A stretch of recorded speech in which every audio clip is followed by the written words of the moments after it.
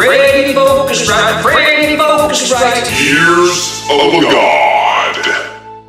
Hey, what's up, fellow gearheads? Freddy Focusrite here. Today we're going to talk about the vintage console Amek Einstein. Zoom on in here and I'm going to go over the channel strips with you. One of the most exciting things about this console is it says it has 32 channels, but in all actuality it has 64 channels because we have two separate line-ins right here and we have two separate EQs. So while we only have 32 preamps, we can mix through 64 tracks going through the console and use the EQ up here that we use for the insert and preamp section, but also use the big fader EQ down here so we can sum up to 64 tracks in this beautiful vintage sounding console. Let's go up here and let's take a look at the preamp section. Alright, take a look at this right here. This is our preamp fader right here. It's going to give us our gain, our ultimate volume. This right here is our trim right here for our mic and line in. We can pan it right here. Let's say we're recording the stereo channel and we got it on 1 and 2 right here.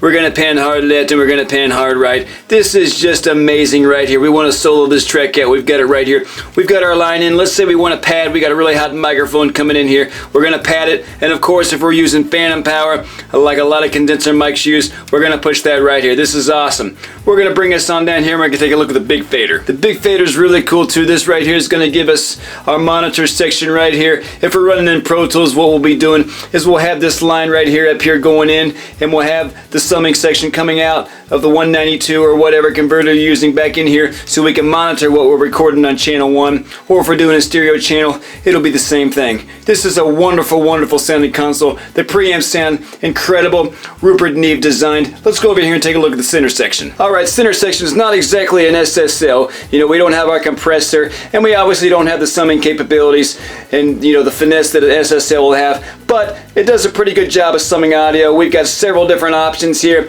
We've got the near field monitors. We've got the main monitors right here.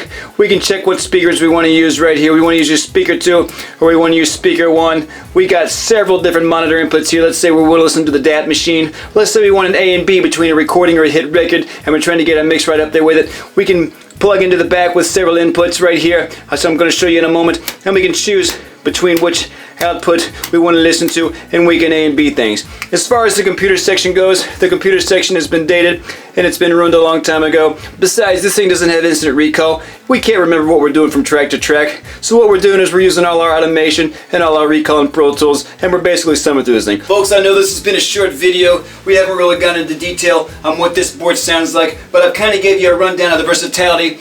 And these things are incredibly practical right now. You can find them on eBay. If you're lucky, you might find one on Craigslist. You get a great sounding vintage console for next to nothing that's got 64 usable channels. I'm telling you, it goes to you that mix in the box. You get something like this and it'll take your mixes to the new level. That's all I'm saying, ladies and gentlemen. Freddy Focusrite signing off. Keep the music for real.